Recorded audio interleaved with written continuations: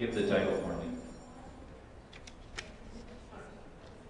Mystery and Ancient Voices, What NDEs and Judeo-Christian Scripture Have in Common.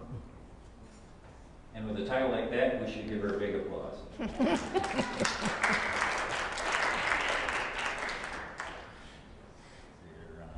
Okay.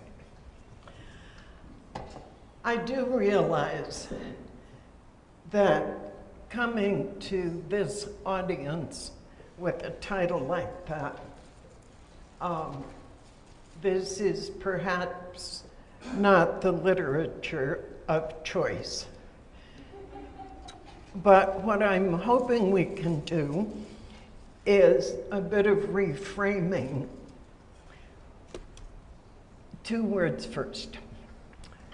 For those of you who are stuck on the idea of the mean, vicious, bad-tempered, irritable, and generally unlikable God of the Hebrew Bible, I ask you to keep in mind that the words we have describing that God come from the Bronze Age.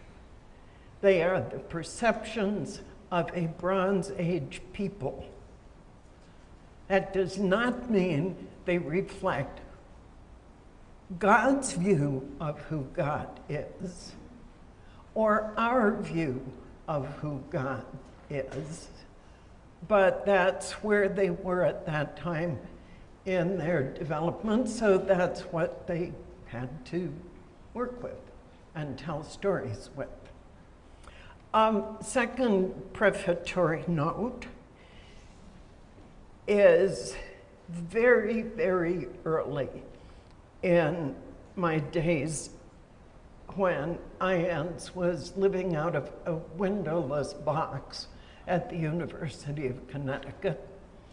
I asked some of the experts, isn't there something in the Bible about this kind of experience? And they looked at me in total shock. I said, the Bible? Raymond Moody just wrote Life After Life in 1975. How is there anything in the Bible about these? So I did not press the issue then. I just went away and started studying on my own. To make it very quick, I did a 2-year Bible study course, except that to take it meant I had to promise to teach the Bible for 2 more years, so there was 4 years.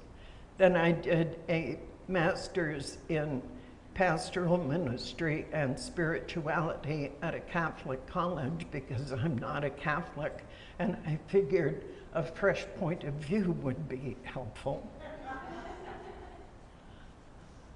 And what I discovered did not surprise me a bit, but it certainly surprised quite a few people back at the IANDS office.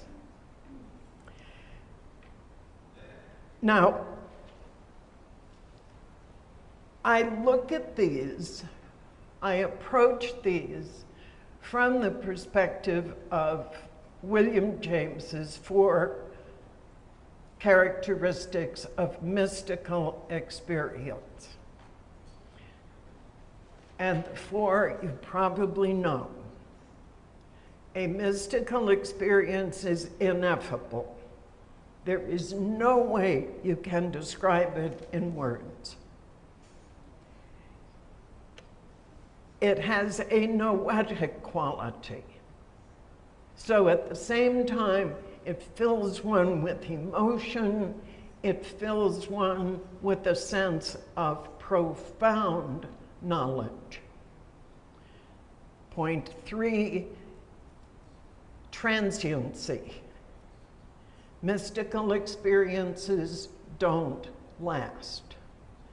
They come, whisk, they go, leaving footprints behind.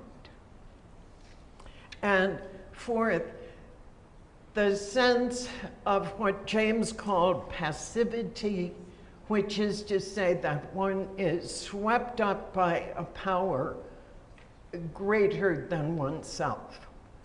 And this can be, and often is, described simply as being immersed in the sacred. But control is out of one's hands. So those are the four classic descriptors: ineffability, noetic quality, transiency, and passivity, to which, for our purposes, we can add light and a sense of conviction, which brings with it a sense of mission. Now, I'm going to be using quotes, and just so you know, these are not King James Version. I am using, for Hebrew Bible, I'm using the Jewish Study Bible. And for New Testament, I'm using something that frankly has become my favorite reading version, which is called the Unvarnished New Testament. It's a translation made by a Catholic layperson who is fluent at Greek and who translated, well, as he read New Testament in the original Greek, he realized how much more colloquial it sounded than any of our ponderously poetic versions. And also how in the original, the Christianizing influences have been stripped away. And to the degree that you are familiar with the literature, you will hear some of those shifts.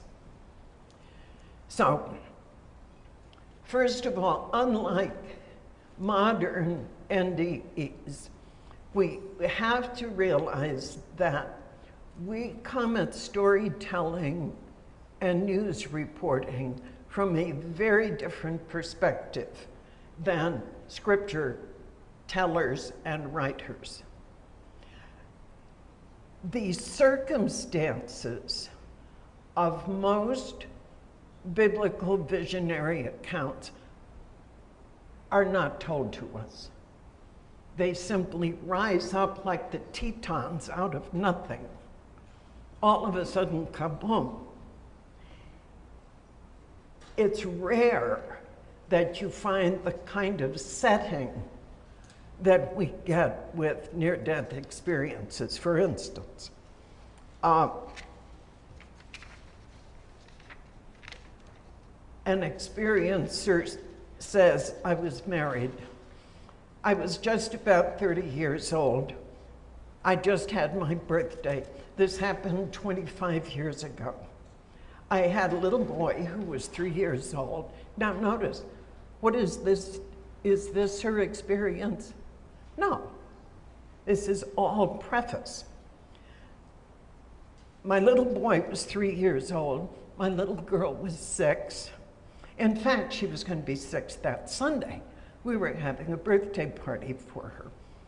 So I went into the hospital on Thursday so I could have the operation on Friday, so I could get out on Saturday so I could have her birthday party on Sunday. Now, if you were at the movies last night, or if you have a good memory, you may remember TV interviews in which the interviewer says, and would you tell us your NDE, please? And they've got 3 minutes. And 2.5 minutes later, the experiencer is still saying, well, so I was walking down the hall, and my husband was with me, of course, because, well, you know, we couldn't leave the kids alone. And they never get to the experience, because in the experiencer's mind, it's all bound up together. The preface, the setting, it's embedded in the circumstance. There's only one case in Hebrew Bible where we find this, and that's Ezekiel. Ezekiel was a prophet. He is writing this from exile. He had been 5 years in exile, so he was under considerable stress, he and, along with the king and all the other folk who had been exiled with him. And he starts, I'll read more of his account later, but here's his intro. In the 30th year, on the 5th day of the 4th month, when I was in the community of exiles by the Chebar Canal, the heavens opened and I saw visions of God. It was the 5th day of the month. It was the 5th year of the exile of King Jehoiakim. The word of the Lord came to the priest Ezekiel, son of Buzi, by the Chebar Canal in the land of the Chaldeans. We've got the setting firmly. And then he finally gets to his account. So there is frequent, well, not frequent, but sometimes the similarity of wanting to embed circumstance. I assume I don't need to make any big point of the fact that, of course, we find emphasis on light. Any scripture in the world, we will find the light. We will find it in hymns. Immortal, invisible God, only wise, in light inexpressible, hid from our eyes. That is not the old white man on a cloud. We get numbers of passages in which God is presented as luminous presence. The Mesopotamians referred to him as the divine radiance, the fearsome radiance. In NDE reports, I was looking for something that would hold this echo, and here is an NDE that was reported in Vital Signs 14 years ago. She refers to God in the manifestation of infinite light. Isn't that a great line? God in the manifestation of infinite light. And there are other NDE accounts of people who say that following the experience, their faces were shining. I think of one experiencer in particular who wrote that her face for days and weeks after her experience, people looked at her strangely and her family was alarmed because she said, my face was shining like the sun. Well, Exodus 34. Moses came down from Mount Sinai, and as he came down from the mountain bearing the 2 tablets of the pact, he was not aware that the skin of his face